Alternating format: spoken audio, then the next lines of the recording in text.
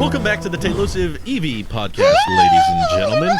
Today's episode is going to be dated very quickly, but I'm curious if y'all are excited for a Tesla event in the next couple weeks. Finally, we have a delivery event. Wow. It's official, hopefully. The only thing, hopefully it's official. Tell me what it feels like when even these things don't feel official anymore, because it's like I'll believe it when I see it. And I feel like it's going to get pushed again and again and again. What is going on with my hair? And we don't have like official invites or like a time or anything. We That's just what it basically is. have a tweet. Yeah. We have a tweet that says June 3rd, delivery event. And we know how official those tweets are.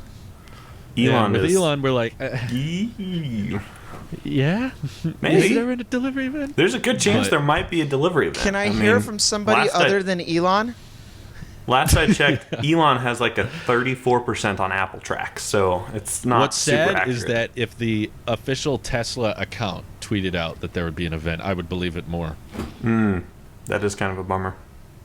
If Yeah. they had like an official press event, image and everything, and they were like, join us June 3rd for a Model S Plaid delivery event, I'd be like, I would believe it. Oh, it's coming, guys. okay. If that's Elon happening. says but it- Elon tweets it, and I'm like, maybe. It's Maybe. It could happen. right around the corner. Yeah. I bet Greater it is, than buddy. 0% chance of there being an event on June 3rd. I hosted SNL. Oh my Something gosh. we didn't talk about last week because we were distracted by.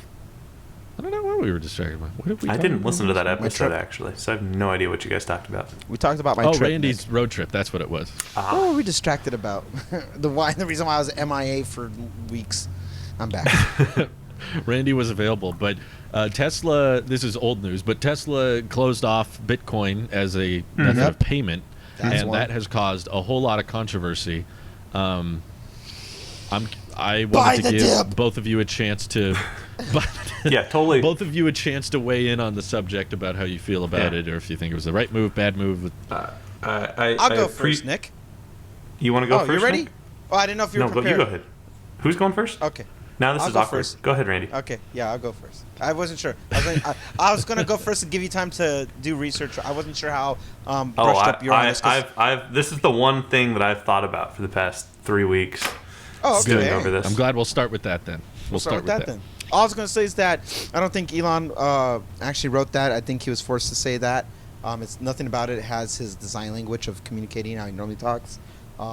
It's not how he introduced Bitcoin to Tesla, and so for him to take it away like that, that was definitely some puppeteer stuff going on in the background. Really? Okay. The whole Bitcoin thing, I think the bigger picture is that this wild, wild west of crypto is the government's trying to really reel it in about not manipulating the market as such, because it is legal for you to do that in crypto. You do that with the stock market, you go to jail. You do it with crypto, you get a verified check mark. So it's different. It's You do that with crypto, you get a bunch of crypto bots following you everywhere. That's right. On every tweet. On everything. So I think whether it comes back or not, nobody was buying Teslas with Bitcoin. It was Tesla. They got a very cheap Tesla if they did. Yes, they did. No, Looking at the price of They got to Bitcoin pay a lot today. of money in taxes is what they got to do. But I'm saying Tesla sold a Model Y for whatever the price of Bitcoin is now. That was the cheapest Model Y ever sold. Absolutely. In hindsight. Not in the moment, but Right. in hindsight. Okay, I see. It's pretty cheap. Yeah. Then you're like, hey, I got my money's worth. I think it was more of an endorsement more than anything. Not really that people are buying it. So whether they say now we're accepting Doge or now that we're accepting whatever, making a Tesla, all that is just in the realm of Elon's universe, and we all just live in his universe. In Right, his it's a universe simulation. of crypto. It was just an endorsement. Nobody was. I don't feel like anybody bought anything with it. It was just a stamp of approval. Hey, and we're putting our money. We bought an X amount, and now we're saying we endorse it, and we will Billion accept and it a if that's half. how you want to pay. Yeah, but they didn't sell it. They said they haven't sold their crypto. So that's, I don't think it's one way or another. Whether they bring it back or not is irrelevant.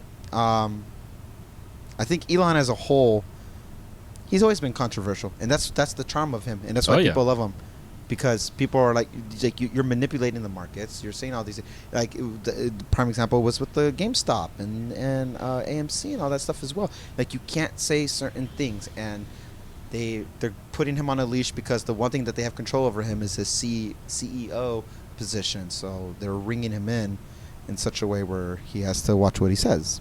So it is what it is. Bite the dip. No, this is not. Sorry, this is not financial advice. Don't listen to me. So Randy just gave everyone financial advice. Please sue him personally when you lose money. Good luck finding me. You don't know where I'm at. I think what felt very sketchy about me was when he implied they had sold their Bitcoin position. I don't think they did, but there was a heavy implication made when there was a tweet made by a certain account that said people are going to get really surprised when they find out Tesla sells their Bitcoin, sold all of their Bitcoin, and they pumped it for a while, but Elon gets so much criticism, I don't blame him for doing it. And Elon replied to that tweet saying, "Indeed." And I was like, ooh. Yep. See, if this was anything else, that would be market manipulation very directly, in my opinion, of saying, like, yeah, people are going to get really ticked off when they find out we sold all our crypto. Yes, I agree with this tweet. And then find out, no, they didn't. So why did you say indeed? Indeed. I don't know. I admire Elon. I'm not an Elon hater, but there's definitely a bunch of things he does that I don't agree with, and that was one of them. That was one of the things I was like, I don't think that was the right call to make. And him saying, Bitcoin, he went off on a bit of a tangent about how centralized it is, and there were a lot of inaccuracies with the tweets that was kind of ticking people off of like, oh, you don't understand this aspect of the blockchain and stuff. And I was like, yeah, that's... I agree as someone who talks about things I shouldn't talk about, that if you're a billionaire, you probably definitely shouldn't talk about things you don't know exactly much about. I personally think it wasn't the right call to accept Bitcoin, not understanding that if you drove up the traffic of it, that would drive up potentially the energy usage of it and how much of a impact as Bitcoin recording is on. It dropped almost $10,000 in Bitcoin right now. Oh, it's very volatile, fluttering all over the place. This is let that be a very lesson. all over the place. Yeah, It's a lesson. No, and let that be a lesson to buy the dip, because this is okay. So I love Nick Elon. is liable, by the way. I am 100% liable. No, don't take it. This is all educational purposes and fun commentary on the internet. Don't listen Also, to me. everything we've ever said is a joke. For legal reasons, everything I've ever said on the internet is just a joke. So take that with a grain of salt. However, folks. Joe Rogan says, "Don't listen to me. I'm a idiot. I don't know what I'm talking about." Totally. Everyone who hates Joe Rogan, yes. Total exoneration. Anyway, go ahead, Nick. Honestly, this is Randy said, it's just market manipulation. I don't have a specific problem with the dip. I'm not scared. I'm not worried. I'm gonna have diamond hands. I have a fair amount of crypto that I'm gonna be holding on to because it's going up. I mean, I hate to sound too bullish here, but this was a temporary dip. And in my ever so humble opinion, it's going to rebound. That being said, though, Elon just being able to tweet out something and have the market crash in that way really just shows you how speculative this whole market is. And this is not a market for people who are weak-stomached or people who want that stable growth. One day you can have a 500x increase, and the next day you can have a 600% decrease. Like it's one of those kinds of markets where it's extremely speculative. Now, Elon's main point about not accepting Bitcoin at Tesla is the environmental impact, and I find that very, very, very strange, because there are tons of articles out there where almost 80% of the Bitcoin mining that happens, which for those of you who don't know, Bitcoin miners operate very high power drawing computers, basically GPUs that are specifically designed to mine Bitcoin. and they process all of the stuff on the blockchain. And for that, they get a small reward of a small amount of Bitcoin. For all that effort, though, the miners are paid via transaction fees and rewards of Bitcoin from the system. Right. But it takes a lot of power, right? And I get Elon's point. It sounds like it's a real power-hungry task, right? You're basically doing all this math. Spiked a lot. Yeah, and it has spiked. I won't deny it hasn't spiked, but you got to look at where those sources are coming from.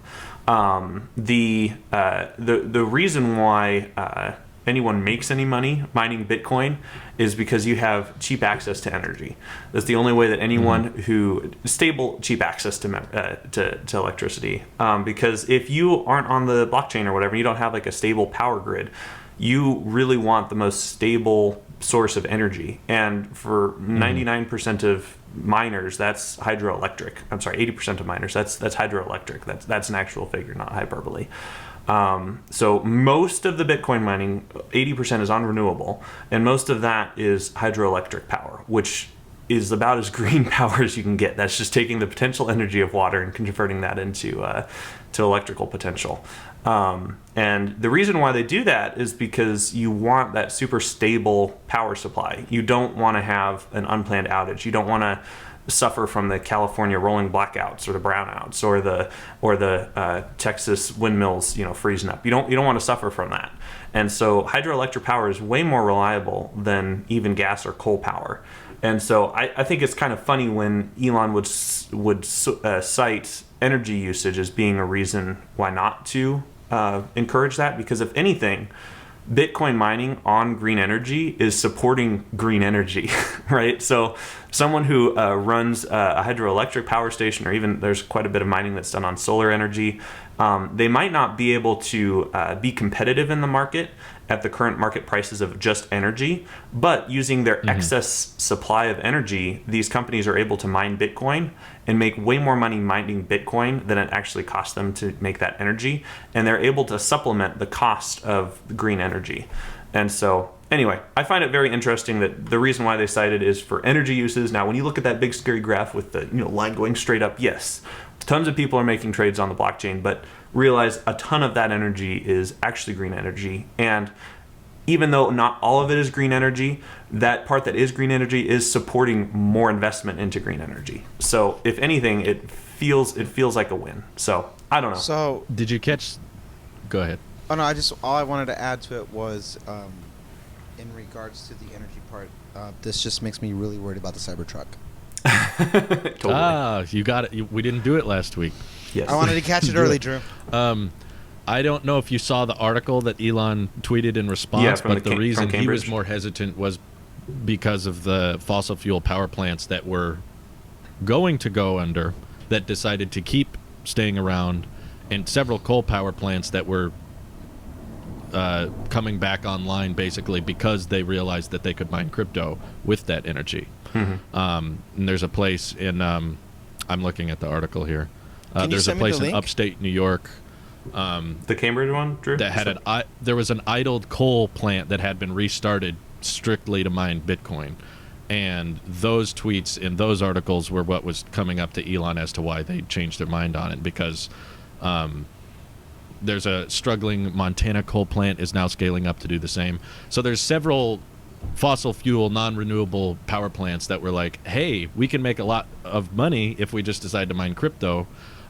So he didn't like seeing that, and that's the primary reason they shut it off. But my issue with the decision is that should have been foreseen, I think, before announcing the service in the first place. I think that could have absolutely been predicted, of like, hey, University of Cambridge Index pegs the annual power consumption of Bitcoin mining at around 130 terawatt hours, which is over 3 times higher than the beginning of 2019. And Bitcoin is not accounting for the majority of transactions these days, right? Like, it's a very small piece of the population that's actually buying and selling Bitcoin. Yeah. So to imagine it scaling to mainstream, that's going to consume a huge amount of power, and it's reviving a lot of these non-renewable plants. So I think that was what was scaring Elon, but I just think that could have been just him tweeting that out and crashing the market triggered a ton of people to sell. Tons of people who were in it thinking they were going to make a quick buck sold, and if anything, that's caused more demand on the network. There's even more hashes that are having to be made because of all these buys and sells. People who are buying the dip are definitely causing more demand. So I'm not entirely sure how him just saying we're not going to support Bitcoin anymore because of 2 or 3 or maybe a dozen coal plants that started back up is necessarily going to help anything in the long run. Because if anything, that's just creating more demand for this, right?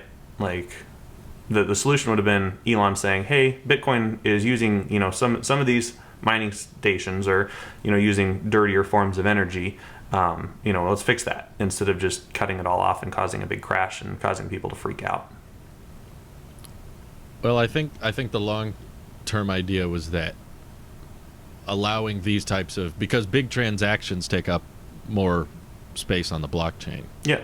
Well, whether they're selling or buying, transferring Bitcoin to Tesla, from Tesla, whichever way, they were like, okay, these types of giant transactions becoming a regular thing is causing the spike in energy usage, so let's stop the spike by not allowing those big transactions to take place anymore. And yeah, it caused a big influx of pretty much anything Elon tweets. It can be a meme, it could be him saying Bitcoin's bad, him saying Bitcoin's the future. No matter what, it's going to cause a bunch of hashes. I want to ask him, what does it feel like to be a god? Wow. Look out for the lightning bolts there, Andy. Yeah. We'll talk about lightning in a minute. Oh, yes, we will. Oof. This is why I'm still more skeptical, because I agree with you, Nick, that I'm sure it's temporary. I don't think Bitcoin's going to tank forever, and I don't think that way. So what Drew is saying, ladies and gentlemen, is buy the dip. But don't take financial advice from us. Legal advice he gave. I'm saying wait until the government probably passes some more official legislation on it, because I think that could heavily impact whether or not it's treated as a future standard, depending on how different governments approach it. There's talks of different big countries around the world banning it outright or coming up with their own, that they're like, you can use these cryptos but not these cryptos, and it's still so new. And I think these tweets and what Elon's done with the like, hey, we're going to accept Bitcoin as a standard, and then Doge. Bitcoin skyrockets, and then we don't want it anymore, and it tanks. The government's going to look directly at that and say, okay, how do we prevent this from happening? How do we prosecute people from doing this? Because we don't want all the rich. Kind of defeats the point, right? The crypto is supposed to be decentralized, but now so much of the value is put into whoever has the most of it, and however they're feeling that day. If Elon suddenly decides, actually, we're going to go all in on some other crypto, make up Doge. Insert whatever. He's looking Doge, to fix Doge. Well, he's doing that now. I'm trying to think of an example. Everybody's doing Doge. What if it changes to Shiba coin? If everybody moves to Shiba coin now, basically the billionaires have control of what the standard is. So when the government gets involved, they'll probably lay out some guidelines on what counts as manipulation and what doesn't, and what is okay, what isn't okay. The whole point, though, of Bitcoin, Drew, is that it's not regulated, and that's why a lot of people prefer it. It's kind of international, but it can't stay that way always. I would imagine lots of people will fight for it to stay that way. Now, it might not. Oh, I don't for know, sure. But I think that's a lot of the that they'll fight appeal for of it, Bitcoin. But a government could very quickly say, registered businesses in the U.S., you are not allowed to accept these cryptos. So they could pass a law, and that would definitely prevent the usefulness of it. The chicken and the egg situation here, where if that happens, then the majority of the people will find a new backing, like they did with Dogecoin, and back that as is like, all right, well, what can we accept? You can accept these ones, and then they'll be like, all right, well then, and they'll. It's like we, as the masses, vote with our dollar, literally, on it, and we will back something. Yeah. And because if government was to say no, you can't use Bitcoin anymore, and people still break away from that country's currency to say no, we're still going to do it. Like, I know regulations can be a thing, but there's always a not necessarily like a hack or a loophole, but there's still ways around it, the same way people find a way around VPNs, which today's sponsor brought to you by... No, don't you dare do that. I'm just kidding. But Doge VPN. but my Doge VPN. Don't you want to have a happy, fun, good energy VPN? But I the same way that the government can say don't use this, and in the sense that they don't want a few people like Elon or Elon alike to manipulate it just based off of their word alone, because then it gives it power. Likewise, if this is a realm where government can't control it, so people say, no, screw you, government, I'm not going to listen to you, and they still do it, then they're going to do it. But if they start blocking off, well, guess what? It's not going to process any transactions. You can't cash out that Bitcoin here. You can't do it. It's an interesting back and forth of it's like we're fighting with money. Well, we are fighting with money, but we're like, no, we don't want that dollar. We want this to be recognized, and there's that, and there's this. But I feel people don't treat Bitcoin like a coin; they treat it like a stock. Yep. And because of that, Yep. I don't see it being utilized as a currency. I don't think for a I very don't long either. time. I don't think crypto is viewed as currency. It's viewed as a stock. And it only has value I think behind more what we say. accurately, Randy, It's called cryptocurrency. Yeah, it's viewed crypto as a stock. hedge against inflationary currencies. I think that's what it's viewed as. Okay, sure, Dogecoin, whatever. Tons of people think they're just going to get rich on that. It's not going to happen. Sorry, but I think some have. some have, but you're not going to get that luck. It's like it's like a lottery. Some people have Some won like the Goldman lottery. Sachs guy. Yeah, so quit his that job Goldman 'cause Sachs of guy Doge. who quit his job. Yeah, it happened. But what I'm saying though, is like it's not really a currency as much as it is a hedge against inflationary currencies. Here in the U.S. we've noticed this. Like gas is That's more how I see it, expensive, too. food's more expensive. And it's all about getting in an alternate form of currency that isn't solely dependent on one governing body, whether that's the U.S. government, or the EU for the euro. It's about having an alternate. And you're totally right. If the governments decide that they don't want you to use crypto, then they're going to make it really hard to use crypto. And I should And also that'll probably say, tank the value of it. yeah, it'll also tank the value of it somewhat, but some people are still going to want it. Bitcoin is not the same as these other currencies. There is a distinction between Bitcoin and all of these, Doge Altcoins. and altcoins. Bitcoin physically is altcoin. Yeah, Bitcoin does represent real value, the energy that it took to mine it. Ethereum is also fairly valuable because it represents time or applications that run on the blockchain. It's the first altcoin. It was the first altcoin. So in that way, I say Bitcoin and Ethereum are probably the best to survive a lot of backlash or whatever currencies. And Dogecoin, sorry, it infinitely creates more currency, so it's an inflationary currency. But Bitcoin is the only deflationary currency. You're actively burning up coins, and so the supply of Bitcoin is getting more and more limited every day. So anyway, But Doge Whatever. is going to win because What is winning? What does that mean? the dollar, this a race? the dollar meme. It's going to get to $1 Yeah. because it's The it's dollar. infinitely memeable. I would not. Like I would Bitcoin not. what won I'm that what I'm race a saying, while ago. Okay. But what I'm saying is that meme culture wins, and I would agree with that. because it's not taken seriously. Even the owner said this is a joke. It's in its bio when you read it. It's a joke thing.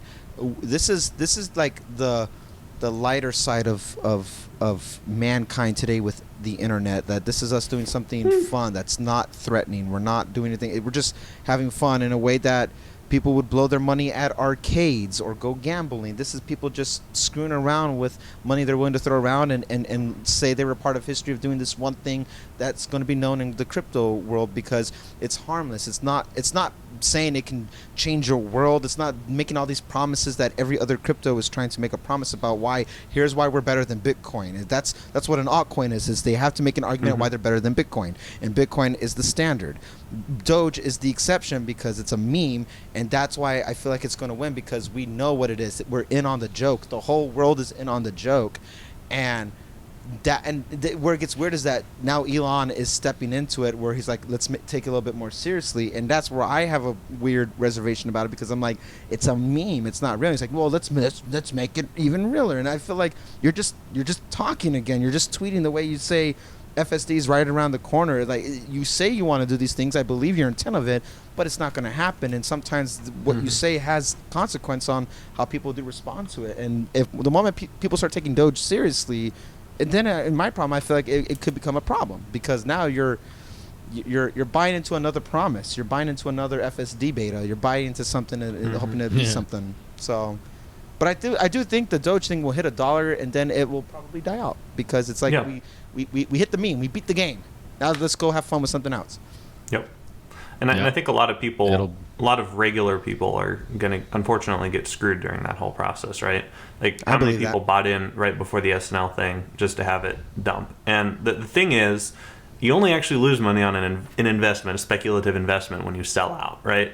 So as long as you don't sell, there's no realized gain or loss. And so anyone who can actually afford to hold an asset that's so fluctuatory, such as Bitcoin or Doge, they are in a position that most people can't be.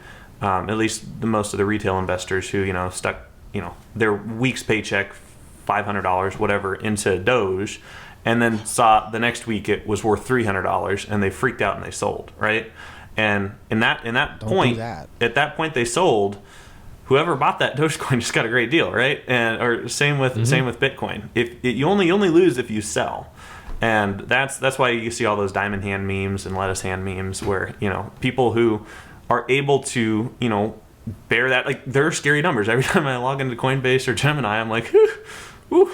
But it's like I have a number in my head that I feel comfortable that it's going to reach, and I'm going to wait for that, and I'm not gonna be scared by the ebbs and flows of the market. And at the end of the day, you're funny. At the end of the day, though, hold on. At the end of the day, it's fun money. So if it all burns up, then whatever. You have a number in your head that you're like, I think it's going to reach this number. In my thing, it's all going to go to zero, and I have a number in my head I'm willing to lose.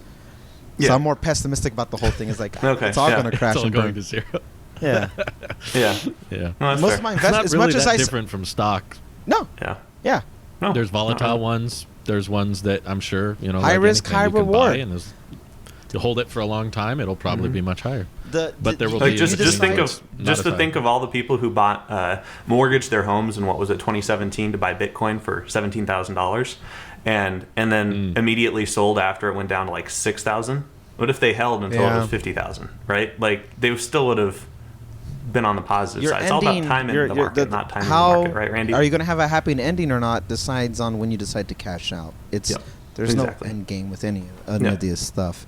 But people, however, Elon is an icon for us, for this younger generation below us, and there's a lot of people, unfortunately, are actually very ignorant and just don't know about investments like that, and they go, oh, but Elon said, and they just write on that, and in that sense, I do see the counter argument about why there has to be some accountability to what Elon says and how he behaves, because there are people, like you said, Nick, that are normal people going to get screwed, who don't know anything except this. If this is your introduction, if this is your first introduction to investments or crypto, this is a very bad introduction.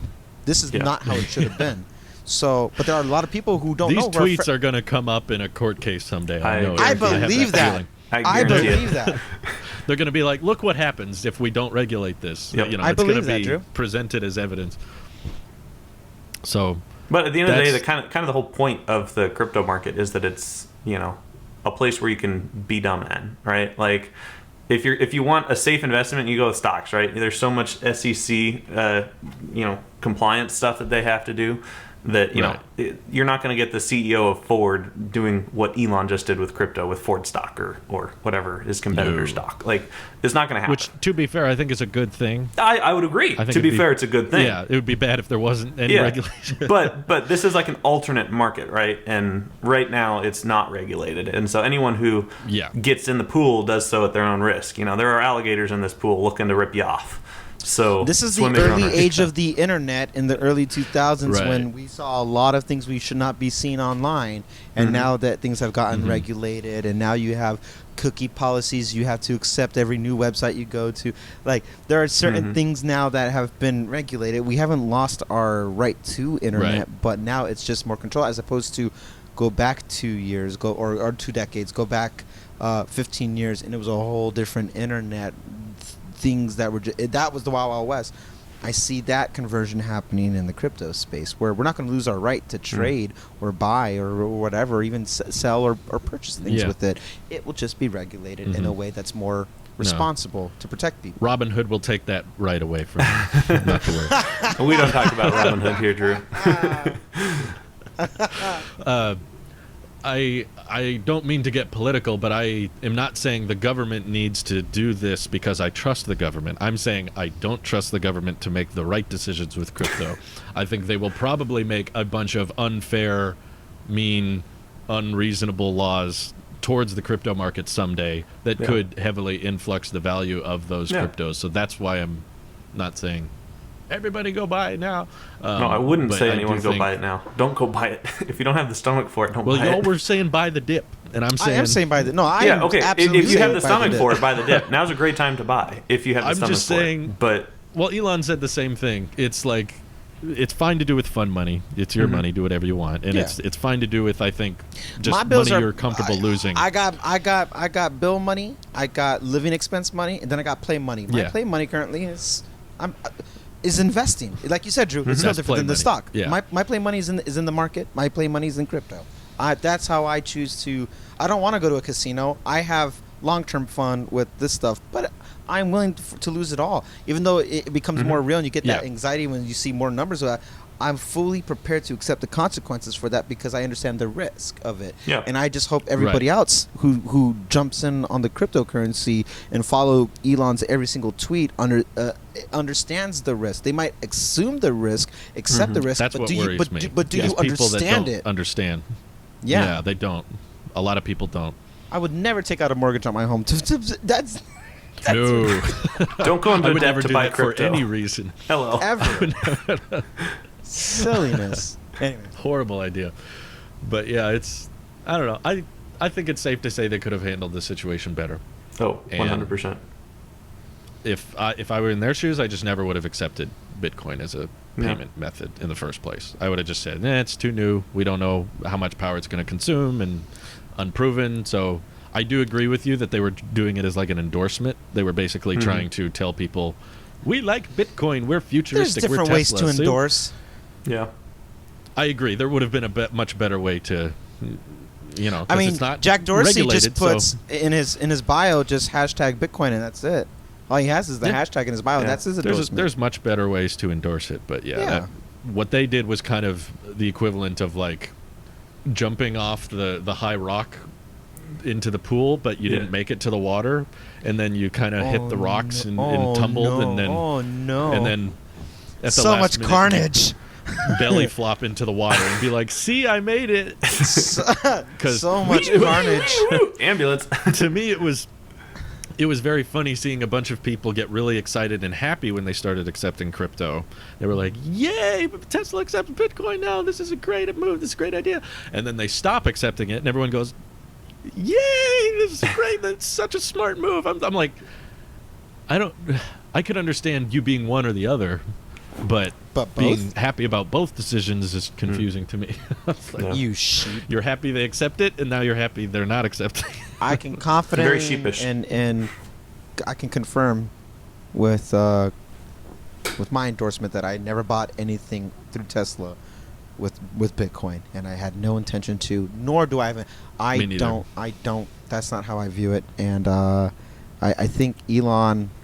It's crazy. This is what we want to get inside to understand, because I think it's safe to say we all kind of assume that what Elon put out as a statement with, he goes, Tesla, our relationship with Tesla and Bitcoin, I think it's safe that we all feel like it's kind of BS, the reasoning that to act like you didn't know, and now all of a sudden it's like, oh, it's not It's not. That's very weird to me because that was a debate going on long before Tesla accepted Bitcoin. And I'm not even saying that consumption. Elon is saying that if Tesla was the one saying it though, for there had to be a process of approval. It wasn't just Elon said and therefore it is. It's not a private company. Things like this have to get approved. And now that same people go back and like, oh, but it's not really helping the like for you to say that. You can't tell me you did not know that going into it. Because if that is, assume you're telling the truth and you didn't know. How bad does that I was gonna look? say, that's really irresponsible to not know going in. You don't become one of the most look. profitable companies in the automobile industry like this by being ignorant to certain things. You have a full team. They vetted all this stuff. They said, "Yep, looks good. Let's do that." And then, I hope someone knew. Yeah.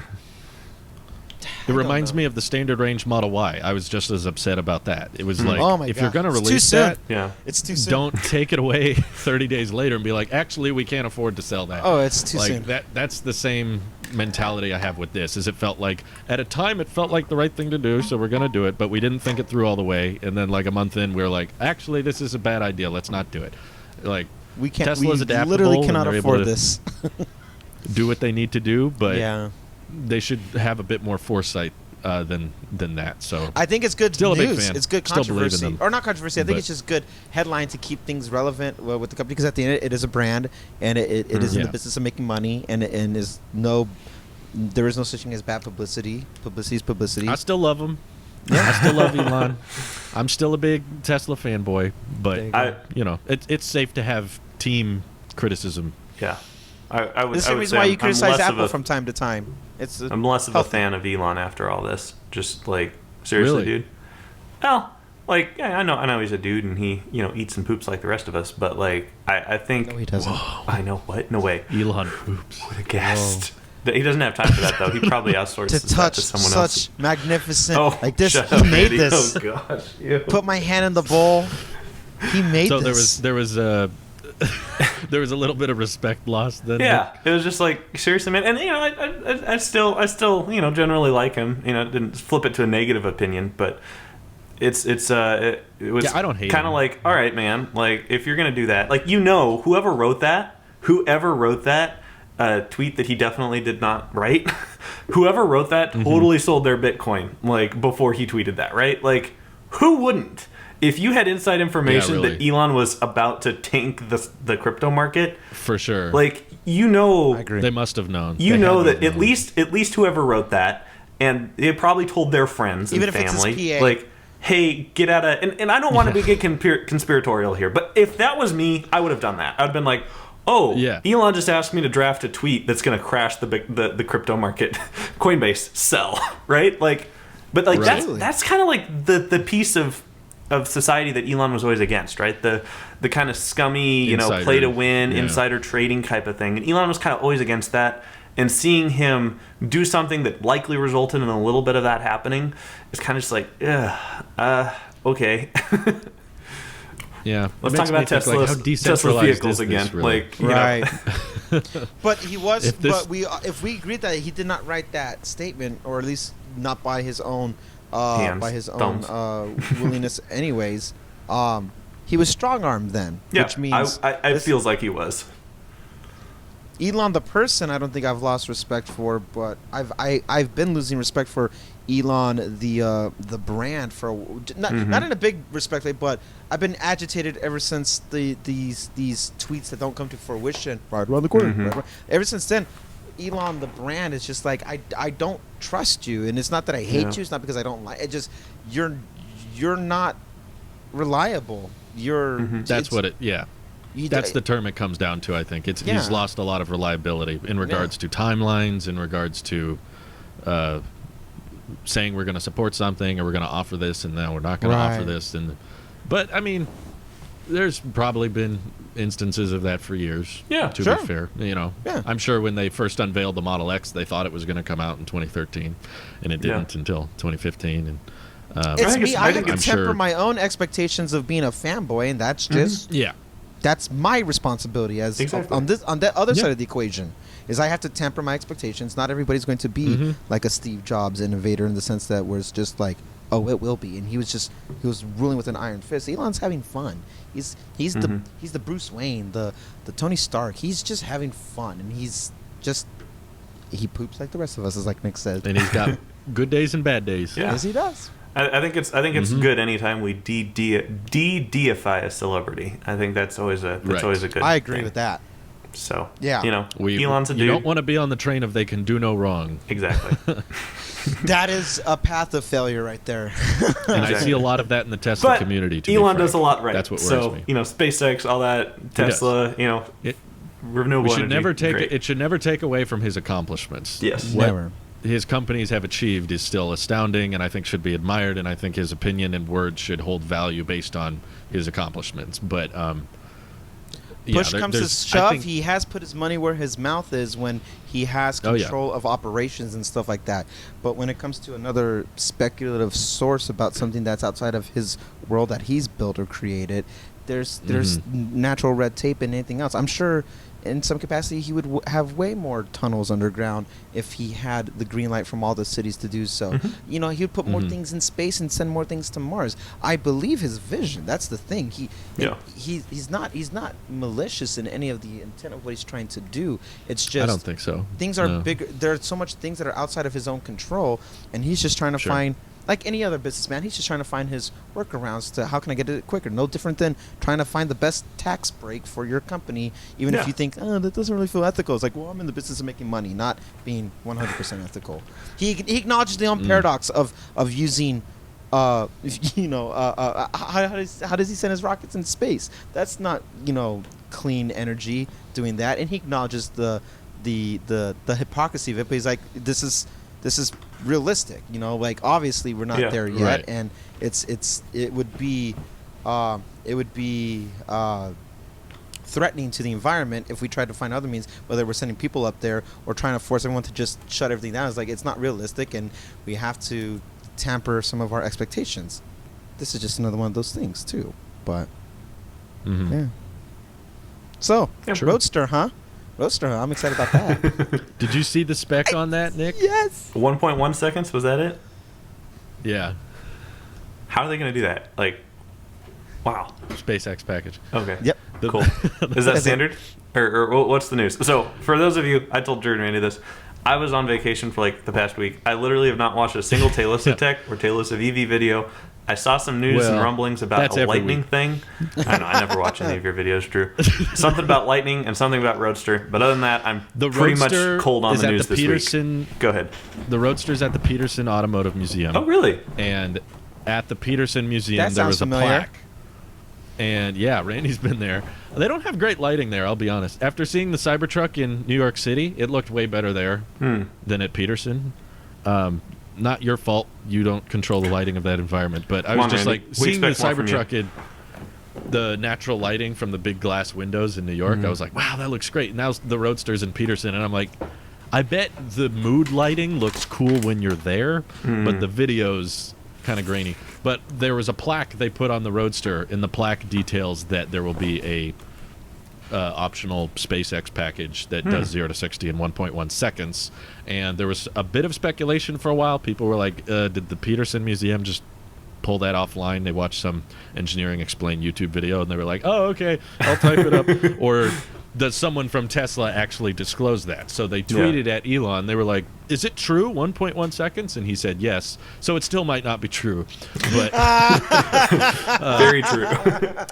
Either way, I think it's very safe to say that given they're expecting the Plaid Model S delivery event to have a sub 2 second 0 to 60 time, I think a smaller two-door Roadster with a cold air gas thruster, it's going to go a bit faster than 1.9. I think that's a safe assumption. I would say so. Knowing the target is 1.1. It was 1.2, not 1.1. Oh, you lied to me, Elon, again. Oh, no. Elon fraud. So slow. I'm never going to make it to the 1.2. grocery store in time. Gosh. But it was funny to see the CEO actually confirm, at least allegedly confirm that that's happening. It was like, wow, 1.1 seconds. He's never going to acknowledge anything that's going to make the brand look bad. No, it's going to be 1.5. Oh, okay.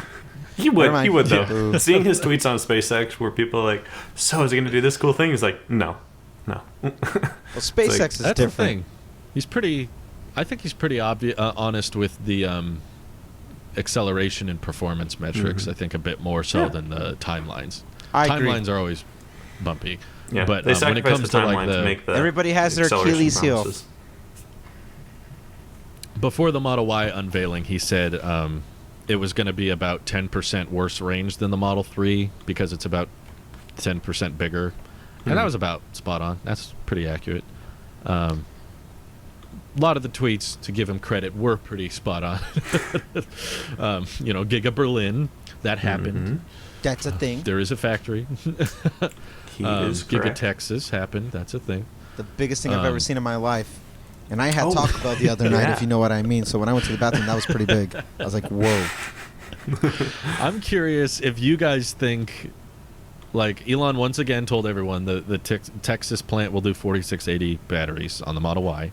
Okay. And it's on track to deliver Model Ys by the end of the year. Are they going to have a super long range Model Y that's over 400 miles, or are they going to put a smaller number of batteries in the Model Y to have equal range, but it's just cheaper for Tesla to build? That's a great question. I have a 4-dimensional answer. Ooh. That is such a good... I know what I want, but... 420-mile range, that's what I want.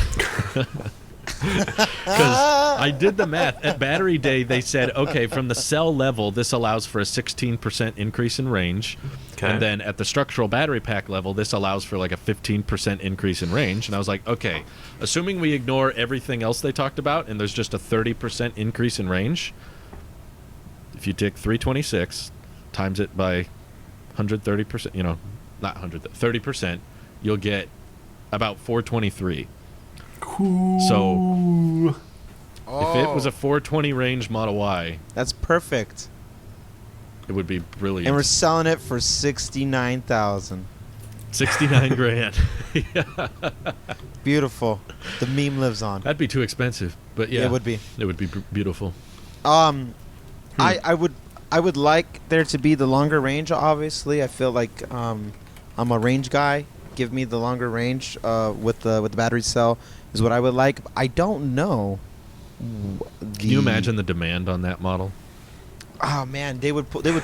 That's the thing. Maybe because I'm so hesitant about what happened with the standard range that maybe it's like they would do it and then it's like we can't meet and they had to pull back. Like we can't. That's too much. It's too much. Maybe. I think they would be making enough money off it, though, because you'll have Giga Texas manufacturing efficiency, and I'm also Sure. predicting that they're only going to do it on the performance model first.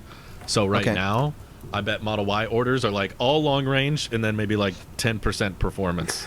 But if you announce the 4680 Model Y from Texas, it'll be... There you go. Oh, wait. I spend 10 grand more and I get 420 miles of range? Okay, I'm willing to spend 60 grand or over 60 grand. We got more price hikes this morning. Really? We did? Uh-oh. How much? Model 3 starts at 40 grand now. Model Y is 52. Can't say I'm not surprised seeing how we feel have general better. inflation everywhere, but, I just whatever. feel better about the value of my car. If I told you guys right now that I've been thinking about selling my Model 3, how would you feel about that? I would cry and also come murder you. I would have just tons and tons of questions. I think that's how I would feel.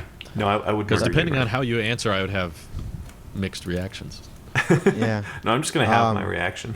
No If I'm trying to get information. the best dollar out of my Model 3, then it would be like right now. I don't expect to obviously keep every dollar to get back, but if I could have a redo button and start over again, I would do exactly what I did and not change Okay, a thing. right answer, Randy. Right answer. That is the right answer. However, living vicariously, I would do a subscription model, FSD, Ooh. because I don't have the button still. I don't have it, and it's not that I've Yeah. given up. It's that. Oh, it's next month, Randy. Didn't you hear the tweet?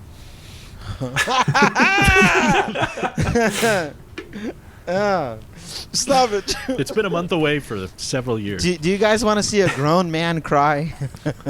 People This is how you- people This thought is how you get a 2020 grown was a man cry. long year This month has been a long month. This month has been a That's long what I year. I got pretty angry when he said that because he also said that the FSD subscription was a for sure thing. It wasn't just him saying, "Oh, next month." It was him saying, "FSD subscription for sure next month."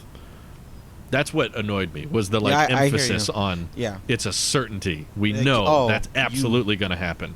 And then a month How goes we by feel and it's about like that? a month or so. Like, don't Yeah. say for sure if that was even possibly not for sure. So It's Even for if there was sure a unless it's 1% wrong. chance it wasn't for sure, don't say for sure. yeah. No, in fact, just don't say anything at all. Have even Tesla. better. Don't say it. Even better. Just have Tesla tweet Just be it like, out. it'll come out when we're ready. Well, yeah. How about that? How about that? How about we don't air power this thing and just put it out when it's done? How about that? Don't air power the launch. Changes I would do is I would get the subscription FSD. I love my cross country trip and how convenient it was. Autopilot is good enough for me. I can Really? confidently say that the difference. I don't want to be changing lanes in between, and autopilot was more than enough for my comfort level, and I would do subscription on needed basis for that month, and then road trips Okay. is my approach to it. I want the updated interior with wireless built-in and USB-C. I want the USB-C. better You battery. like that course. new center console? I'm in. I don't care. Yes and no. I don't care what about the look. Have you checked one out? Have you seen one? Yes. Where Yeah. did you see one? I saw one at one of the supercharging stations that I stopped at. A car pulled up to me, and he was like, "Dude, I really love your rap." I'm like, "Thanks, man." And he's like, "Do you mind if I, get a little?" I'm like, "Yeah, I don't care." And he's like, "Dude, this is nice." I'm like, it served its purpose for me." And I was like, "Oh, you have the new Model 3 because my matte is taped on. Oh, yeah. Your matte black is there. He's like, "It is." I was like, "Can I?" He's like, "Yeah." And I walk over. I was like, "Oh, you have the console." And he's like, "It's very nice. It's very clean." He's like, "Yours I is, love it. Yeah, he's like, yours is interesting with the lid and stuff like that. Yeah, all that. It's all that so much He was just nicer, being nice. in my opinion. I like the updated I like the console. material. I touched the material. It's like, ooh, that's nice. I love it. So I would like to have the updated interior. It's not obviously none of it's a deal breaker, but I like to have the updated interior. I like to have USB-C, better range. The power trunk thing is becoming more and more apparent for me that I really want a power trunk. And most importantly, the more I see more of it, the more I think I want to be in a Model Y. Ooh. Ooh, interesting. Ooh. So you're leaning okay. Y. Well, Why? So, because the cargo space alone inside with the back and just people sitting around, things I can put in there. Even if I took everything in my car and I moved it over, which my car most of the time is empty, but now seeing the times where I want to have people in my car, most times than not, people are taller than me and bigger than me. So I like that idea of having comfortability in there and having that headspace. Thank you, Randy. I appreciate it. Both of you guys, right? Just for you, Nick. Just for you, Nick. And I actually like how it feels like, and I said this when I was actually visiting Mike, it feels like I could just walk in the car. And Yeah, you don't steep down as much. yeah, I feel like I could just walk in, even more so for me because I'm so short. I'm like, hey, look at that, I'm in. It was nice. So if I could do it again in 2021, I would take that approach. The problem is, what we were talking about before, I think all three of us, I would want the 40,000. I want the standard range. I would take the standard range with the new. In my perfect, if I could be picky, the perfect battery cell, but the standard range would be good enough. I care more about the comfortability of everything that was happening in, and This I wouldn't is do a wrap. fascinating. I would not do a wrap this time. Oh, really? I would just get the Wow. color. Wow. I would get the color This that is I want. such a different What Randy. happened to you? This Randy, is- did you get dropped? What happened to you? No. So I've had Randy to- is telling us, for those who may have lost track, Randy's saying if he could buy his Tesla again, he would get not a dual motor, he would get a rear-wheel drive, less range, non-wrapped Y Wow. instead of the dual motor, long range, Wait. wrapped Model 3. with with the subscription FSD, otherwise not even and you FSD, subscribe without FSD Wow. on top of that. Wow. You're So- a very different person. because That's not a bad I- option, though. I would do It's- that too if I were it's you. not a bad option. The forefront I think about now is cost. Hmm. Yeah. Okay. That's all I think Cybertruck. about, honestly. Cybertruck. I only think about the What I- Cybertruck. So What I did to the Model 3 is what I, if I could do it all over again, and with Cybertruck obviously still being included, take the perks of what I got with Model 3 and roll that over to the Cybertruck. I do want an all-wheel. I want a dual motor. I do want that, but I don't want that as my daily because it's not necessary. You don't care as much. What do I need it for? Other things, you know what I mean? I want my I've daily never driver. cared about dual motor. I want my daily driver to be comfortable. I want my Yeah. performance, my torque to be that.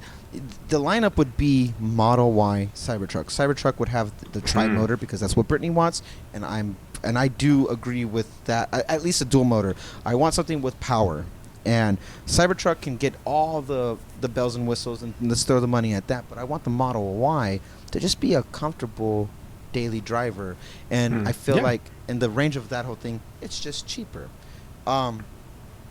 Obviously, this is coming in a hindsight of things. I'm not saying I would do a one-for-one trade right now, but if I never bought the Model 3, knowing what I know now, standard range, Model Y, non-wrapped, no FSD, I would just... What I'd color? Yeah, I was thinking about that. I would either get the Midnight Silver, or I would like to get... I really like the white. I do. I Really? prefer the white. The white personally. does look pretty Now nice. that Mike's not here, I'll say. Okay, we have to whisper. Although he's the only one who listens to this show, so I like the white. If Mike is listening, Midnight Silver is the best color. definitely Hands down. Can't touch Midnight Silver. 100%. Mike, now if that you're he's not not here- listening, mute the podcast for a few seconds. The white one looks the best, in my opinion. Like even if it costed money, I would want walked the white up. one. I walked up to the guy with the Model 3 he had the white. I was like, the way the sparkles in there. I was like, I this love is it. a very pretty white, and this is standard. Especially with Chrome Delete. The Chrome Delete Yes. handles and trim Yes. with the white contrast. I It's love beautiful. that combo. It's beautiful. Unlike bezels.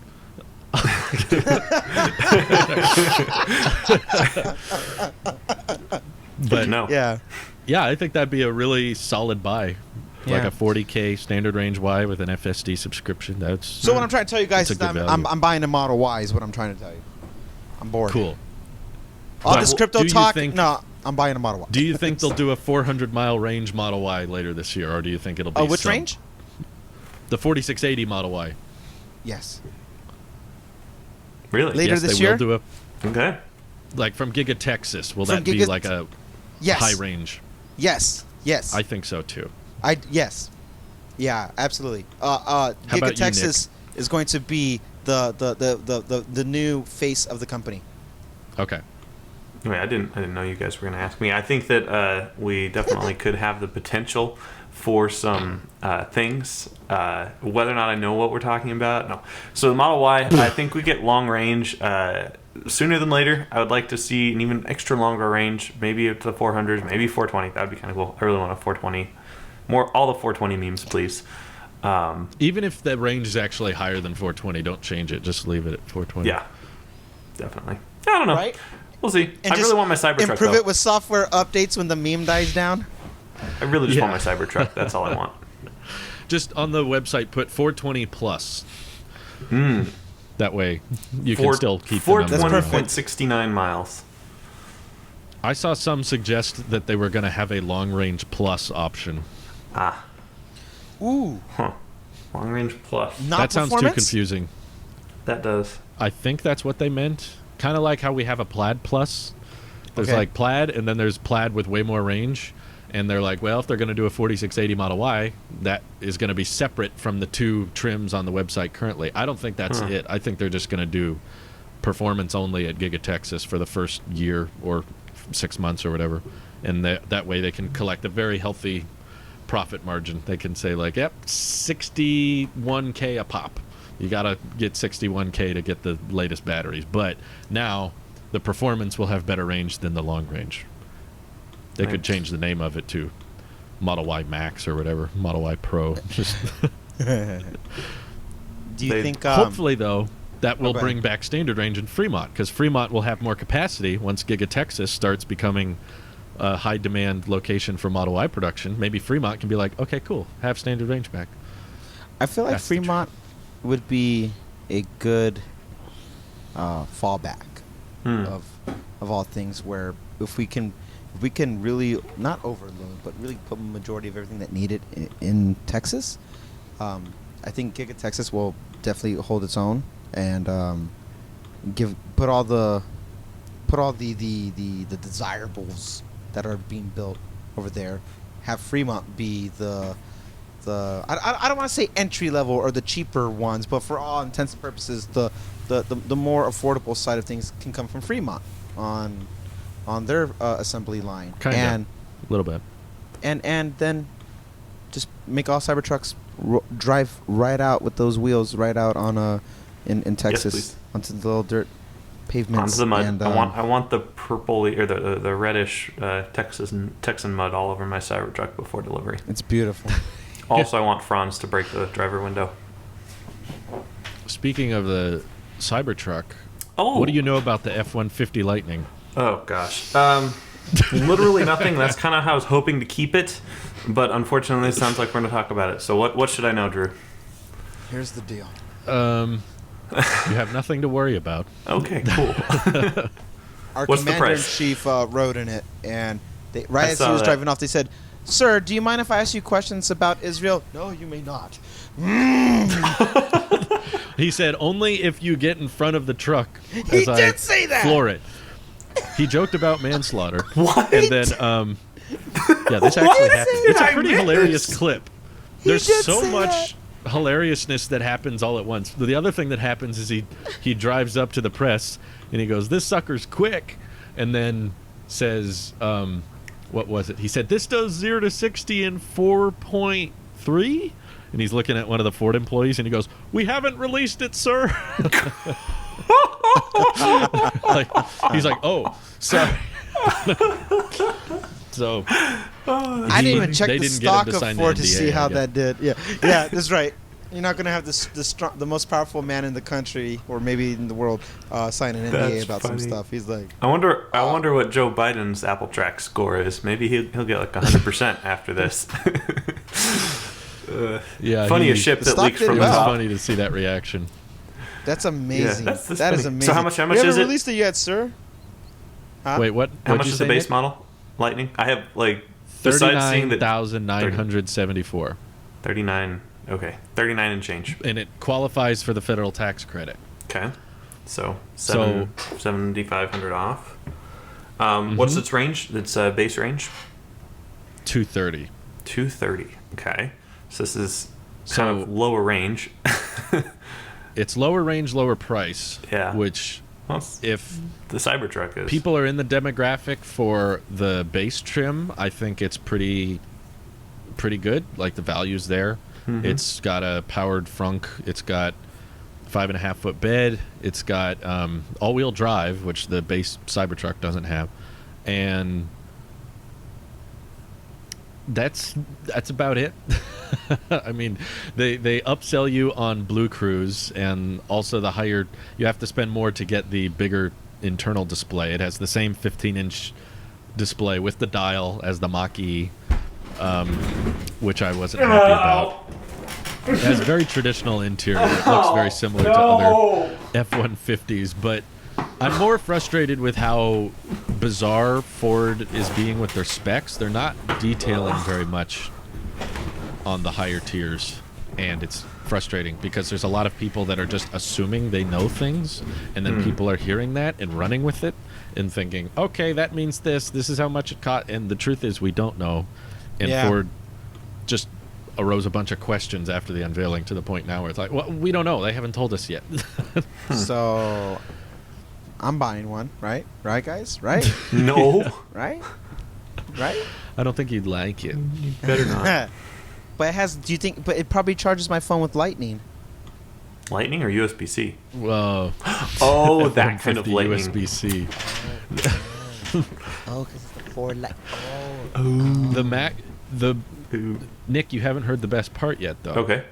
What's the best part? The maxed out F-150 costs. I think my AirPods just died right now. It's like the ambient sound in the room changed a lot. I hear How much you does it just cost? You're killing me here. What's the suspense? The maxed out cost is $90,000. And guess what the range is on that model?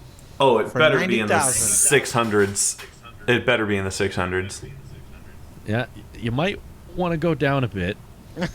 Okay. 550? $90,000?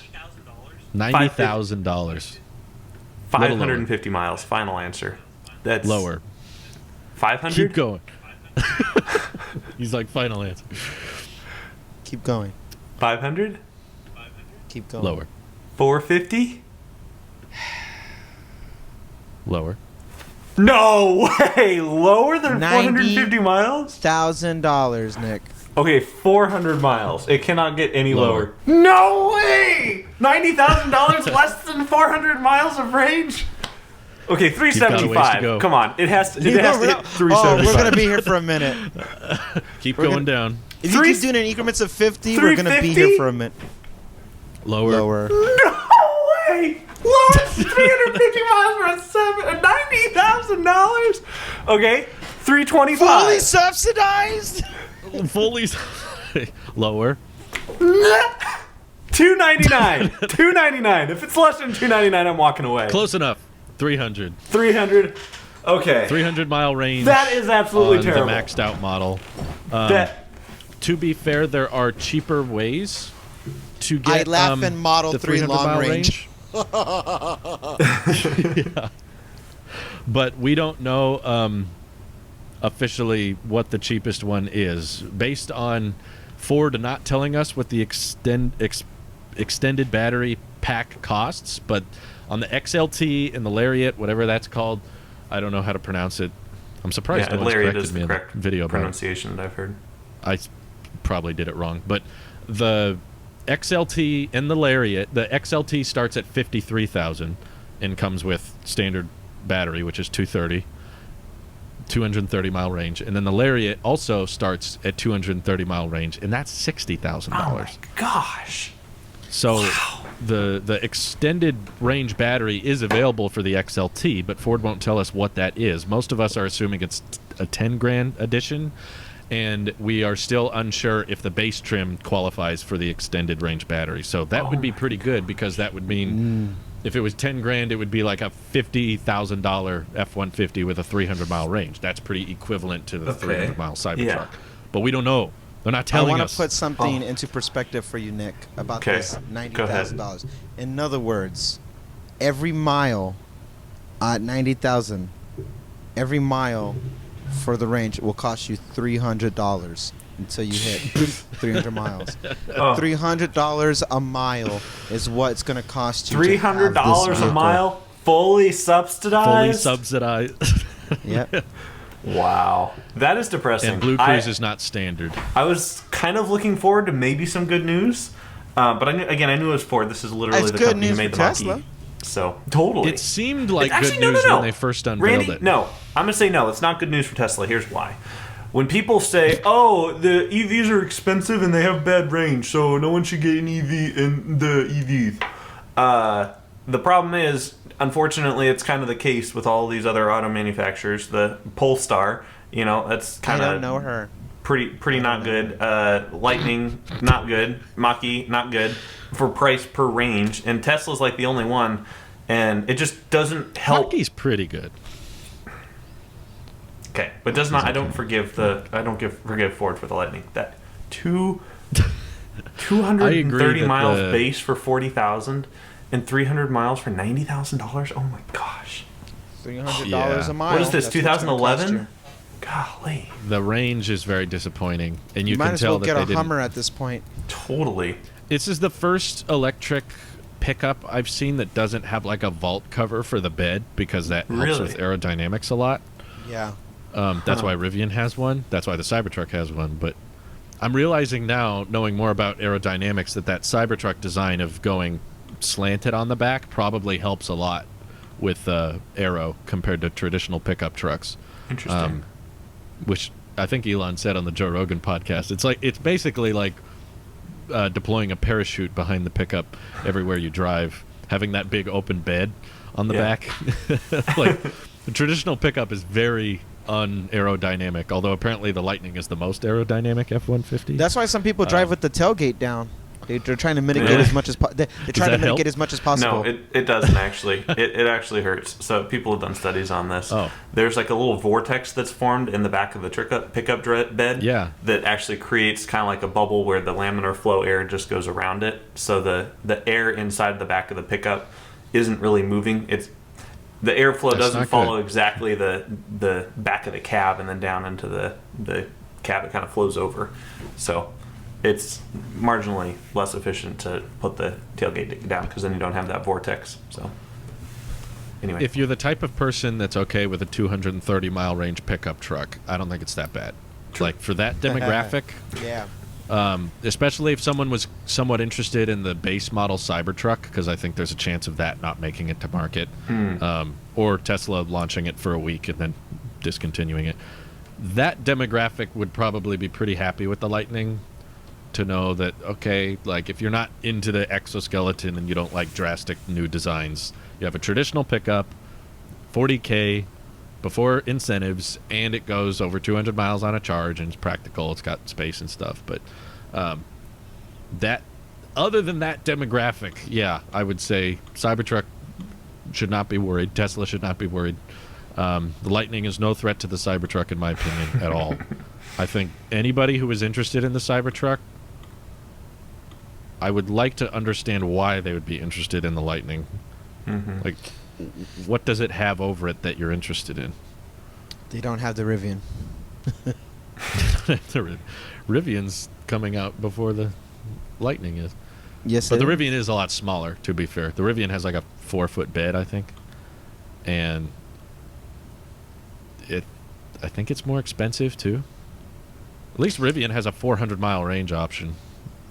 The Lightning does not. Hey, I'm your sucker for all things range, but yeah, $300 for a price tag. I mean, 300 miles for that price tag is in 2021. That even then, it doesn't even matter if there's a collaboration with Tesla about opening the network, the charging stations and stuff like that. I don't feel like it's good. Why?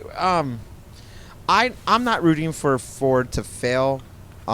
It's just competition is supposed to be good, but this isn't good competition. It feels not lazy. It just feels like you're not really still taking it seriously, even though you want to. I don't think they understand the principles of how to design these things. And if you want to be competitive, you need to poach some of the Tesla engineers and stuff like that. Pay them something worth leaving Tesla for to come help build their trucks, build their EVs as a whole, and be really competitive. Because right now, Ford is, like you said, not a threat to Cybertruck. And I don't see... This is not competition. This is just saturation in the most laziest way of putting these OEMs for Android equivalent on a already saturated market. I'm rooting for a Rivian and Aptera and all these other companies that want to be all electric and they have a vision with it. I'm more rooting for their success because when they win, the whole EV as a whole industry kind of wins and moves forward. Something like this with the truck, it's the Galaxy Fold first gen. Nobody takes it seriously. What the hell is that? You don't want that. It's gonna talk about for a little bit because of the brand recognition of it being Ford, and that's about it. But the moment Cybertruck comes out, it's gonna no one's gonna remember Lightning. Yeah, I don't think this is breaking the internet. I think after they announced the Lightning, the Cybertruck was trending on Twitter because that was obviously what everybody was comparing it to. But there's a lot of people in the Ford demographic that seem to think this is the greatest thing ever or this is better than the Cybertruck because it looks like a truck. Okay, you can have your beauty contest if you'd like. Enjoy being wrong. I think that fundamentally it was smarter for Tesla to cater towards not the look of a pickup truck, but the functionality first. Absolutely. Making sure that was prioritized. And with a pickup truck especially, like, I'm not a high range kind of person. Like, I would buy a standard range 3 or Y. I would live with that, but especially if you're going to advertise your pickup truck towing things. True. And that's like the front page of the F-150 Lightning is like, we can tow 10,000 pounds. I was like, yeah, for like 80 miles. And then Downhill. the charging network for Ford is all public. It's public stations. It's not like, even at DC fast They're chargers, not even I in the believe people Electrify are saying- America network? No, I think they Okay. use the same connector. They better be. That would really suck. I'm pretty sure they do, but even at DC fast chargers, I think, because the bigger powertrain issue with Ford, the Mach-E struggles with this as well, is that their powertrains are not very energy efficient. Like, the range is good on the Mach-E, but it has a really big battery to get it there compared to the Model Y. And the pickup truck, that problem is exponentially bigger because when you're towing something, your range takes a huge hit. So you want to have a high range vehicle, definitely more than 300 if you plan on cross country towing, and you want a really solid charging network. And we've been very vocal about how Tesla's not doing much about pull-through chargers with the supercharging network. Ford is on a whole new level of behind when it comes to these public charging stations that they're saying, oh, there's other chargers, we don't have to make our own, we'll just use the pre-existing network. Those are definitely not ready for giant battery F-150s that are probably going to take over 40 minutes to charge at. So it's I'll still stand by my point that for the weekend warrior, this is a decent model. Driving around town and stuff, it'll be fine. But the Tesla realized very quickly that the majority of the reservations were coming in on the higher range models because people do want to be able to take the pickup truck across great distances and know they can do what Randy did with his Model 3 and go cross country without any issues.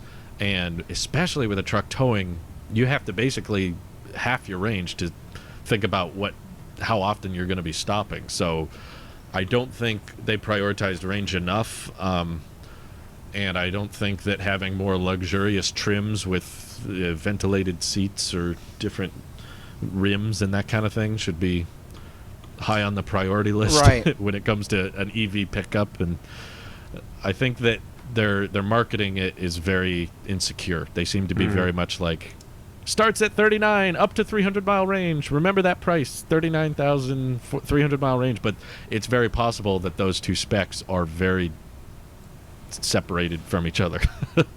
You're not getting 300-mile range for 40 grand or possibly even 50 grand, it sounds like. I think that's kind of the sweet spot because that's where the Cybertruck is for the 300-mile variant, 50K. So if they're not hitting that, I don't think Tesla's in trouble. Maybe Rivian's in trouble, possibly, but Rivian's got the 400-mile option, so they'll probably bank a lot on that anyway. I cannot believe still $90,000 for 300 miles. That is I don't understand that either. Embarrassing. Just embarrassing. Yeah, not good. The event was pretty cringy. I didn't see the event, but what I did see, I actually saw Polestar 2 the other day. I was kind of psyched about that. I don't think you've ever made a video on Polestar, Drew, because I looked it up, and I know about them, but I haven't. Yeah, I hadn't seen very much about them, but anyway, definitely not a Model 3 competition in my mind, but they think it is. It's basically a Volvo brand, and it looks like a classic, Volvo sedan or Volvo hatchback. They have a 1 and a 2. Range and price is fairly similar to a long-range Model 3, so they're about equivalent on range and price, which is nice. But the interior is just good, very old school auto manufacturer with a button for everything and one little display in the middle, and it's just like, yeah, really. Anyway, sounds like the Lightning. Yeah, the little interior, but we still got all the buttons and knobs and stuff. Some people futuristic. Like that. I won't hate it. There's got to be options. There are times where I wish I could feel the button instead of seeing the screen because my eyes are on the road. Sure. Especially when I'm like hitting bumps and stuff like that. I miss input on the display quite frequently. on rougher terrain, and I'm not talking about getting off the road either. Like, just some of the roads are just choppier, and when I'm trying to pinch out on the map, if I hit something the wrong way, I'm not. Sometimes I miss having a tactile something to say that I'm touching it right, so I can know the input's being put right. But it's not a deal breaker. I'm still a futurist in heart, where it's like I love the clean display, but I do see the appeal of actually having like a knob about adjusting, for example, temperature or volume or something. That's why I like the steering wheel for all things volume and speed, because I can feel it, and I like that. If I can like map it to be something else, sometimes I would like to map something for like intensity of AC, or even temperature of the AC in my car, or something like that. Little things. If I can zoom out really quickly as I'm driving, and I have the right there, and I just go like this to it, and it starts to punch out my map, so I can see. Right, there's next. I want that charging station instead. Done. Okay, good. That would be cool. But that's just, I'm future thinking like, oh, it'd be cool to see this in an update, but it's definitely not a deal breaker. But it'd be cool to have it. Yeah, for sure. I can think of a ton of people that would rather have something like the F-150 Lightning over a Cybertruck, simply because the design they don't want. Oh, you people don't know what you need. I just don't think they want the stigma that comes with it. What stigma? I'm the type of person that's really into Teslas and Cybertrucks, and basically wherever you take that thing, people are going to ask you questions. Whether it's a family gathering, a restaurant, any parking lot, that's going to turn heads, and people are going to go, what the heck is that? Why are you driving that? And then you have to explain, well, it's really durable, and the steel it can only be made this way, and it's very practical. I don't mind that. I have an EV podcast for that. You know, I'm the type of person that loves talking Tesla, and if I drove up somewhere in a weird looking car, whether it was an Aptera,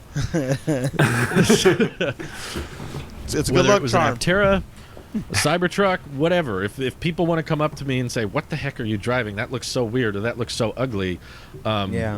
Whatever, I'll talk about it, and I'll be like, yeah, it looks ugly, I don't care, but as long as it's practical and it makes sense, I don't mind that. But I agree that most people are probably not like that, and there's likely a lot of people out there that are more traditional, and they're used to driving a pickup that looks a certain way, and if they pulled up in a Cybertruck to all of their family gatherings and stuff, they're going to get all these questions, and they're going to get, why did you choose that? And they're going to be like, we got to talk about this again. I don't want to have to explain my purchase decision everywhere I go. So just for their self-image and how they are perceived by others, I could understand someone saying, Cybertruck's not going to work for me. I don't want to be seen behind that all the time, and I don't want people looking at me. Well, they're wrong. So I can... They're wrong. They should want people to look at them. Yeah, I can totally get why someone wouldn't go for that. So I don't think everybody should make the exact same vehicle. I don't think everyone should just carbon cut copy Tesla. There's a certain level of I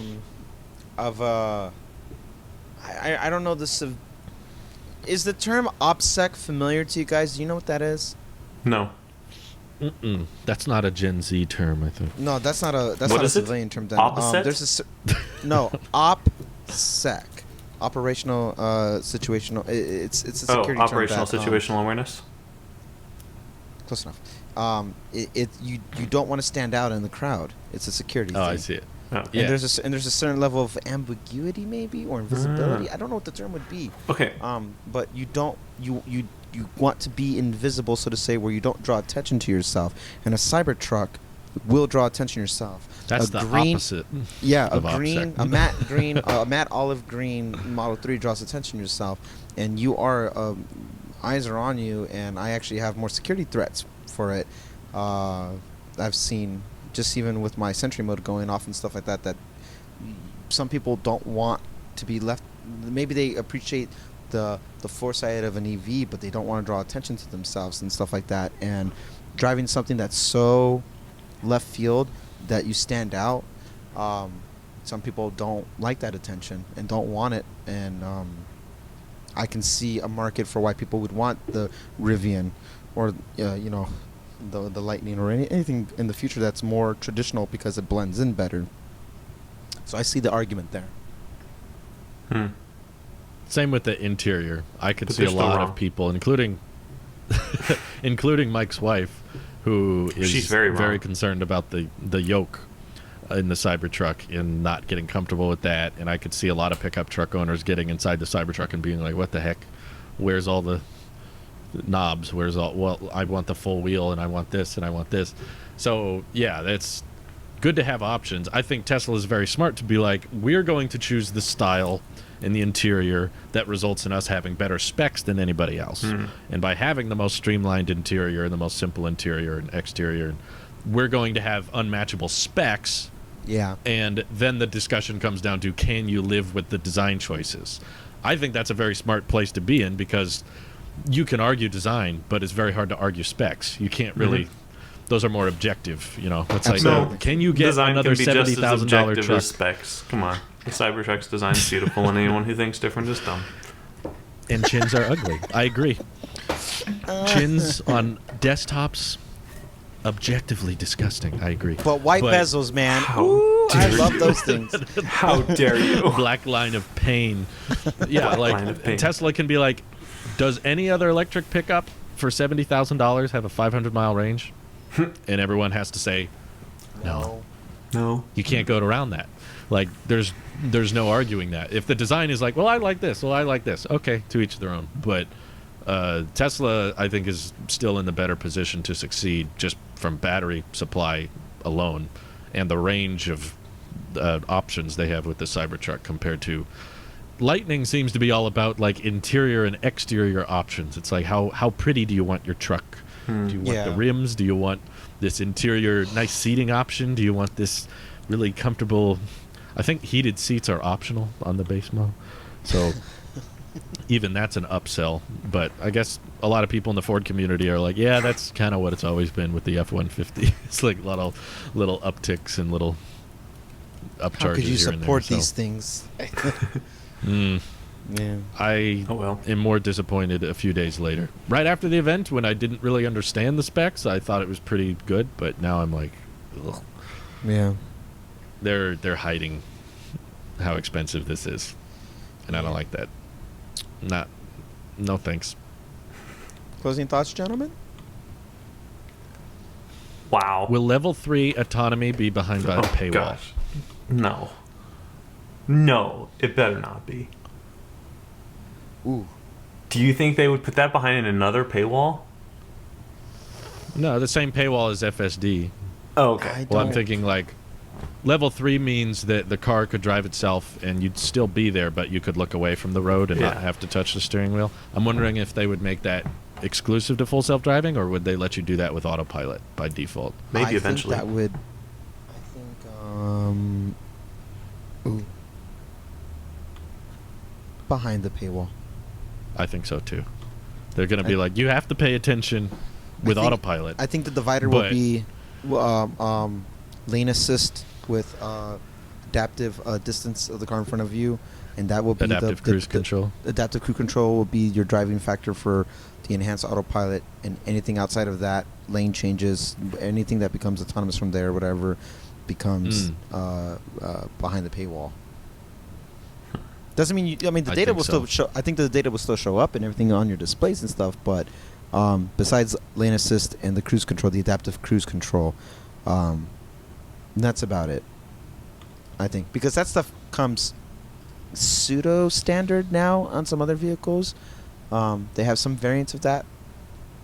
It's an upsell. It's not going to be your base model one with manual windows that you have to crank down. But when you get into the right bracket of it, like that's every car is making those types of things. Most makers, manufacturers have that.